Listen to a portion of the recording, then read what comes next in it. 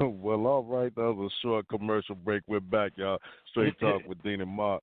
I was looking online and I see that Rush Limbaugh announces that he has advanced lung cancer. Wow. Oh, wow. Oh. Yeah, 69 years old. So he went to the doctor after his breath and was eventually diagnosed with that lung cancer. So, wow. Yeah, that's deep. That's it. Of all people, Rush Limbaugh. Hey, you never know when things are going to come back to you and in what way. You know, according to the CDC, man, cigarette smoking is the number one cause of lung cancer, while cigar smoking is generally associated with an increased risk for cancers of the lung, throat, and mouth.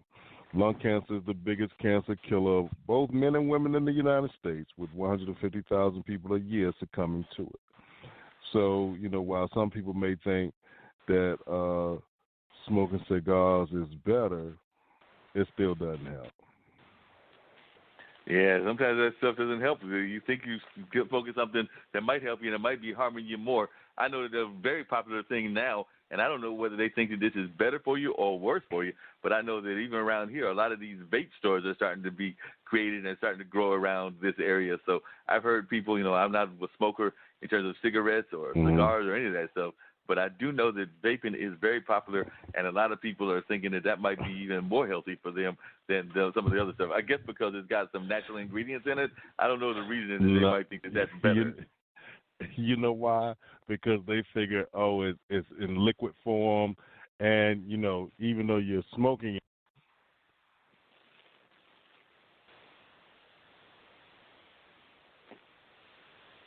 Uh-oh, I'm back. It's right. Not like, you know, it's a little different from a cigar, or, you know, you're kind of, you're smoking it, but it's not being burned. I don't know. Here in New Jersey, they kind of outlawed all those liquid vape things, so that's going to be on a decline, because what they found was a lot of kids were starting to pick it up. You know, so when you have them saying, okay, well, I can't buy cigarettes because I have to be a certain age, you know, I can go buy this vape pen or, you know, e-cigarette, and they're not asking me my age. So now we can smoke those. But then they were having some, like, reactions to vaping, and some people broke out. Some people had these rashes and other things. So now you'll see the lawsuits online that trying to sue Juul, Juul, who is the maker of that vape pen, one of the makers of the vape pens. And it's like now another person to file a lawsuit with for a choice that you made freely. You got to be careful about, you know, what the end thing is. Because right now, the end thing is the vape pen. What's going to be next? You know, just like cigars. Years ago, like when I was growing up, you know, they thought if somebody was walking around smoking a cigar, they would, in some form or fashion, either rich or they were trying to scam somebody to become rich.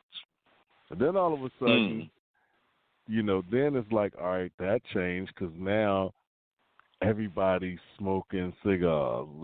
They have these cigar shops that pop up, cigar clubs around, and all of these different things. And then now that's the big thing. So, you know, over time, I guess it'll change to be something else will be the next big thing. You know, I'm not sure. There's always something new on the horizon, and we never know what that new thing is going to be. But it's always somebody trying to create something new or another. But, you know, speaking of news, sometimes we also got to honor history as well, because we had some serious history made here 60 years ago, and there was an article that honored these folks. So I think I'm going to do the same thing. February 1st, 60 years ago, was when 4 students sat at a lunch counter and made history. That's right. It was 60 years ago this past Saturday that 4 black college students sat down at a lunch counter in Greensboro and ordered coffee. Now, what a lot of people don't know is that there had also been similar protests even before that right here in Durham at the Royal Ice Cream Parlor. But in terms of the ones that most historians talk about, it's that one that kind of like launched things up for a lot of people. And it says their simple act launched a sit-in movement that swept the Jim Crow South and made the four students icons in America's civil rights history. Now the event is the heart of two new documentaries by Charlotte journalist Steve Crump, a longtime chronicler of the civil rights era. And in many ways, they reflect his own personal journey. The first features the late Franklin McCain, a former Charlottonian who led the four NCANT students into the segregated Woolworth on that February day. It debuted on February 5th at the Harvard B. Gantt Center for African American Art and Culture. So it'll be debuting on 2 days from now. It'll be debuting on Wednesday. Okay. And this says nice. The other focuses on U.S. Representative John Lewis of Georgia, a veteran of the sit-ins, Freedom Rides, and Martin Luther King's 1963 March on Washington. The man who became known as the Greensboro Four, McCain, Ezell Blair Jr., David Richmond, and Joseph McNeil, started a movement that within weeks could spread to 55 cities in 13 states. To me, it was one of the turning points in history, said Claiborne Carson, director of Stanford University's Martin Luther King Jr. Institute. That's just as remarkable as Rosa Parks refusing to give up her seat. It's an example of how movements are often started by people dealing with problems right in front of them. A portion of Greensboro's once white-only lunch counter is at the Smithsonian National Museum of American History. The old downtown Woolworth is now the site of the International Civil Rights Center. That's right, there's a Civil Rights Center right here in North Carolina, and that's where that site is that they're referring to. So it is now the site of the International Civil Rights Center and Museum, which will mark the occasion with its annual gala. So they have an annual gala where they mark that occasion on a regular basis. So it looks like they're definitely getting a lot of honoring at this time, and definitely much needed honoring at this time. It says of the NCANT campus, the four men are commemorated in a 15-foot bronze statue. In Greensboro, it took almost 6 months for Woolworth to finally desegregate its lunch counter, but the galvanizing effect of the Greensboro Four happened fast. Not only was it followed by a wave of sit-ins, but 10 weeks later fueled the start in Raleigh of the Student Nonviolent Coordinating Committee, which would become a driving force of the civil rights movement throughout the South. So they actually had offices, I believe, both in Raleigh and in Durham, and I think my dad was actually part of that as well. But it says John Lewis became its chairman in 1963, the year it organized the March on Washington, where 250,000 people gathered at the Lincoln Memorial and heard Dr. Martin Luther King Jr. deliver his famous I Have a Dream speech. It says in the documentary, Lewis said he was inspired by the Greensboro Four while a student at Nashville's Fisk University. We, too, were going to start sitting in, he recalled, and we kept sitting in. In December, Lewis, 79, announced that he had stage 4 pancreatic cancer. Crump alluded to it at the end of his documentary. He now faces a new challenge. It is clearly a very private and personal fight for an individual who's left a remarkable and stellar legacy. So definitely some folks that should be honored on a regular basis and what they did some 60 years ago. As a matter of fact, the guy that has been involved in this, the Crump that they were referring to, he is 62. So we're thinking of what, if that was 60 years ago, he was all of 2 years old when all of this stuff was going on.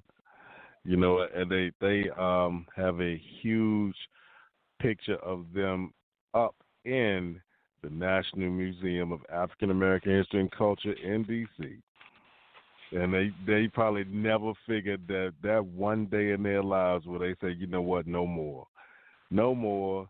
We're going to stand up for what is right. To hell with the Jim Crow laws and all of that other stuff. You know, we want to be served here just like everybody else. And they probably never figured that from there, that movement would have started the way it did. And now, you know, we still face some challenges fast forward to 2020. However, we don't have to deal with it to the magnitude in which they dealt with. My parents, our parents, you know, lived through that and actually were on those front lines dealing with those injustices. And, you know, there are some people who, according to statistical information, our parents and those who fought in it were part of the 20%. of folks didn't do anything at all, but they probably, they have stories to tell. If I tell you I was a part of something and you weren't there, you can't tell me I wasn't. So, but salute to the Greensboro Four for starting that, for rights that we now able to, we don't have to worry about being told go to the back. And I remember my father telling me that, when they wanted to get something to eat, yeah, they could support the restaurant. They couldn't walk in the front.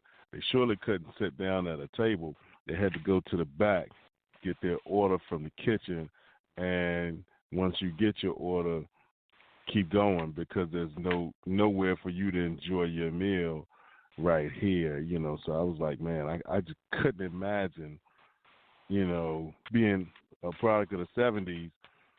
Yeah, they had just signed the Civil Rights Act and all of that stuff, and some people were still stuck in their Jim Crow ways. However, by the time I was born, it was illegal. So, even though you faced some kind of injustice, it wasn't the law that you could be discriminated against and nobody would help you.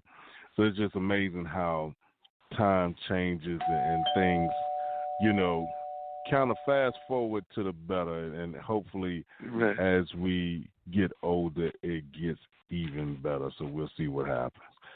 We got somebody at the door now. Looks like we got somebody at the door. Let's see who's at the door. Yeah, we got somebody at the door. We're going to bring them in just 1 second. A Straight Talk with Dean and Mark. Are you enjoying the smoothest conversation in podcasting? Straight Talk with Dean and Mark. Hi, this is DJ Smooth Jazz, syndicated radio host and co-owner of Portfolio Group LLC, your smooth jazz lifestyle and entertainment group with offices in Durham, North Carolina. Portfolio Group LLC specializes in promoting the lifestyle of smooth jazz listeners with the promotion of smooth jazz events and the distribution of African American owned wines. For more information, portfoliogroupllc.com, or you can swing by my secondary site, djsmoothjazz.com. Now back to Straight Talk with Dean and Mark. And we are back. Caller, you are now on the line with Straight Talk with Dean and Mark. Tell us who you are and where you're calling from. Hey, Dean. This is Dean and Mark. This is Michael Binger. I'm here in Apex. Okay. And just calling in and was responding to a conversation we'd had over email and your invitation to come and talk to you tonight. So I thought I'd take advantage of that. I appreciate it, welcome. Dean. You're dealing with some stuff that deals with the Indian hunger movement and things of that nature. So tell a little bit about what you've got going on, because like I said, we're talking about civil rights and things of that nature. So we've definitely got a lot going on. So I need you to talk about what you've got. Yeah, what we do. I work for a group called the Society of St. Andrew, and what we do is we work with volunteer groups and farmers. We work with farmers who to go out to their fields after they finished harvesting, and we go pick fresh produce that would otherwise be left in the field and go to waste, and we get that in the hands of people that in our community that need food, and particularly good, fresh, healthy food. And so that's what we work with. There's the food we go pick is left there in the field, but there's really nothing wrong with it. It's just it developed at a later time, but after the harvesters went through, or it was a little too big or a little too small for commercial sale. So we go get that together and offer it to people that maybe wouldn't have the opportunity to have it. And what are most of your target audience? Is it mostly people that are like in urban areas that might be, say, in what some people might consider ghettos or things of that nature, or is it people that are in rural areas that might not be getting the kind of food substance that they would usually get? So who would you say are the target people that are receiving this food? Well, we work very hard to make sure we spread the food around where it's needed. We work very hard to bring food into the cities from the rural areas where that's appropriate, but we also want to make sure that the people that are struggling where the food is grown